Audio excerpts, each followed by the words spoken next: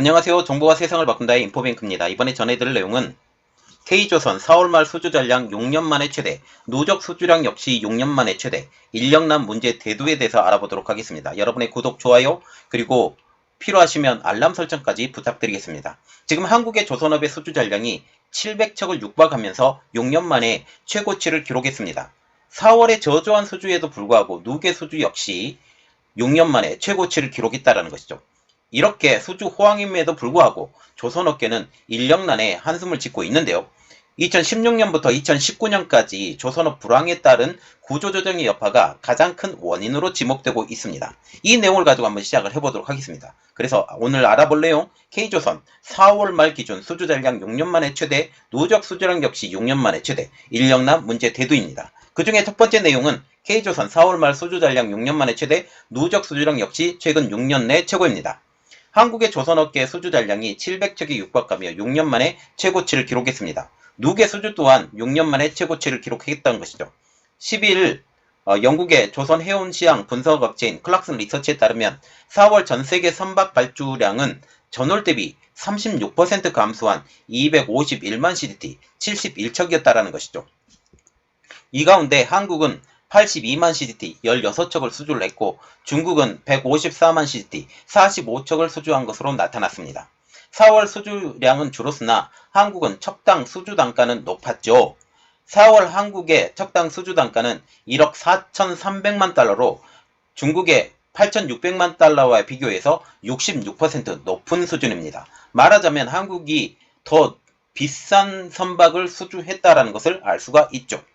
중국은 LNG 운반선 외에 1800TEU 소형 컨테이너선, 자동차 운반선으로 불리는 PCC, 소형 벌크선, 화학제품 운반선 등이 주력인 반면에 한국은 비싼 LNG 운반선과 8000TEU급 중대형 컨테이너선을 수주한 결과입니다. 4월 발주량 감소에도 불구하고 1월에서 4월까지의 누주 수주량은 한국이 581만 CDT 120척이고 전체 그 퍼센티지로 보면 45.9%를 수주해서 전년 동기 대비 11%포인트 상승한 반면에 중국은 580만 CDT 197척을 수주하고 전체 비율로 보면 54.8%를 수주를 해서 2%포인트 수주량이 감소한 것입니다.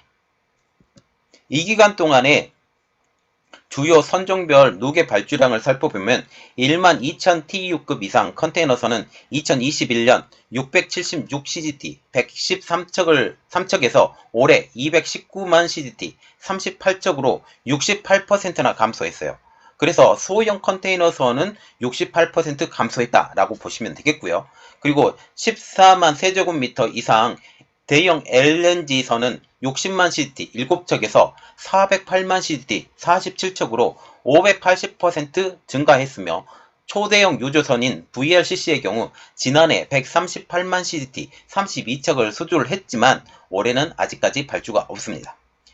아프라막스급 유조선은 36만 CDT 14척에서 5만 CDT 2척으로 86%나 감소했어요. 작년에 이러한 유조선들이나 초대형 유조선들은 발주가 많이 되었었지만 올해는 아직까지 발주가 없는 것으로 보시면 되겠습니다. 케이프 사이즈급 벌크선은 지난해 125만 CT 39척에서 올해는 19만 CT로 6척으로 85%나 줄었죠.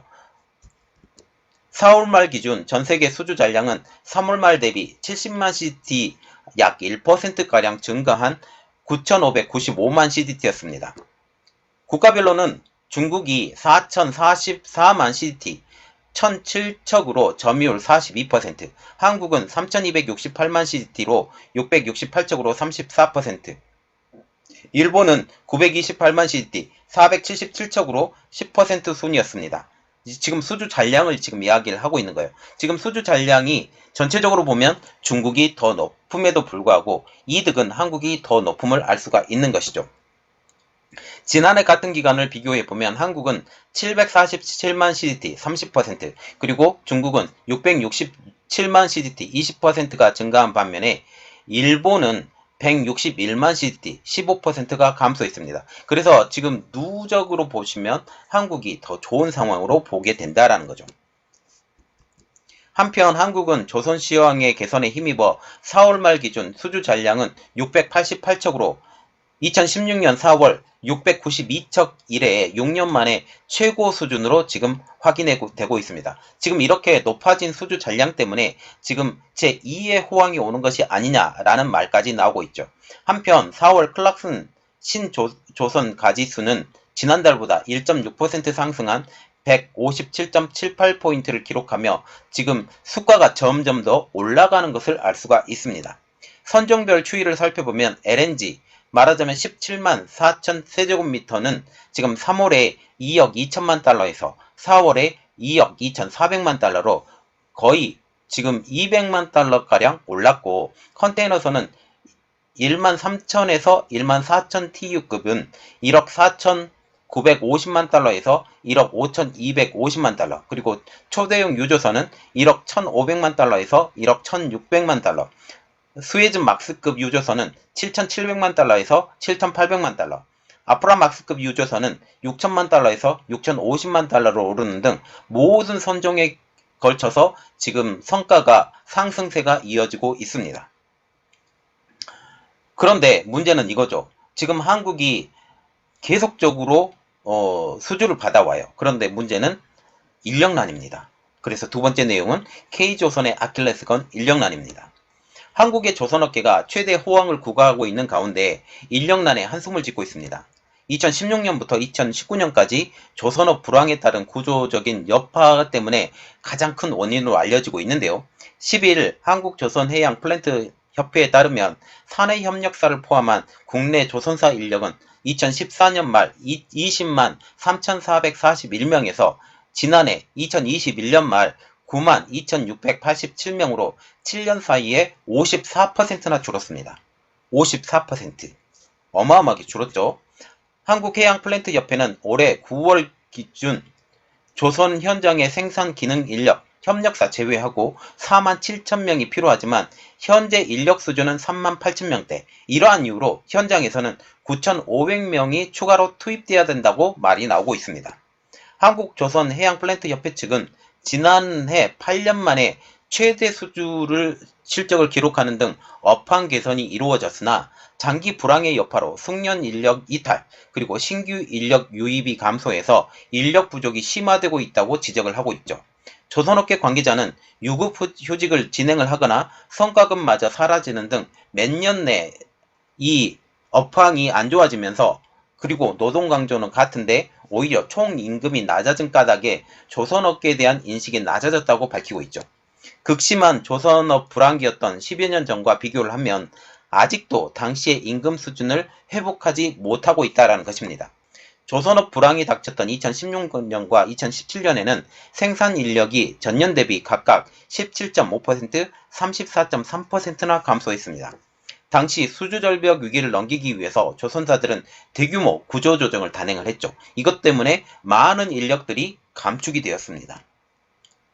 협회는 당시 조선사를 떠났던 기술자들이 수도권 육상 플랜트 사업이나 해외 조선소로 이직한 것으로 예상을 하고 있는데, 최근 조선업이 호황임에도 불구하고 이들이 전직한 분야의 근무 여건이 현재의 조선업계보다 낮다고 판단을 해서 조선업계로의 유턴을 꺼리고 있다는 것이죠. 업계 관계자는 생산직의 경우 직고용보다는 협력업체를 통한 고용관계가 거의 대부분인데, 이는 연봉제가 아닌 시급제로 이루어진다고 하면서 주 52시간제 시행으로 절대적인 근무시간이 줄면서 총급여도 감소했다라고 말하고 있습니다. 법무부와 산업부는 조선업계 인력난 해소를 위해서 특전활동 비자 지침 개정안을 19일부터 시행한다고 발표했죠. 그래서 지금 주 52시간 시행을 예외로 놔주겠다라고 발표를 한 것이죠. 이는 조선 용접공, 도장공, 전기공학, 플랜트공학 기술자를 대상으로 합니다. 업계의 또 다른 관계자는 조건 완화를 통해 어느 정도 인력이 유입될지는 불확실하다. 또 이는 원청이 아닌 사내 협력체를 대상으로 하기 때문에 원청에 대한 숙련도 생산직 인력난은 여전히 존재하게 될 것이라고 밝히고 있죠. 자, 지금 보시면 한국은 조선업계가 완전히 화랑이 되고 있어요. 그런데 문제는 인력난이죠. 인력이 어느 정도 들어와야 또 한국에 지금 수주를 받은 이 상황을 타개하고 극복을 하는데 이게 정말 어렵다라는 사실이죠. 이것이 어떻게 진행되는지 후에 또 소식이 나오면 여러분들에게 알려드리도록 하겠습니다. 이번 내용은 여기까지 하겠고요. 저희 내용이 여러분들에게 도움이 됐다라고 생각을 하시면 구독과 좋아요 그리고 알람 설정까지 부탁드리겠습니다. 감사합니다.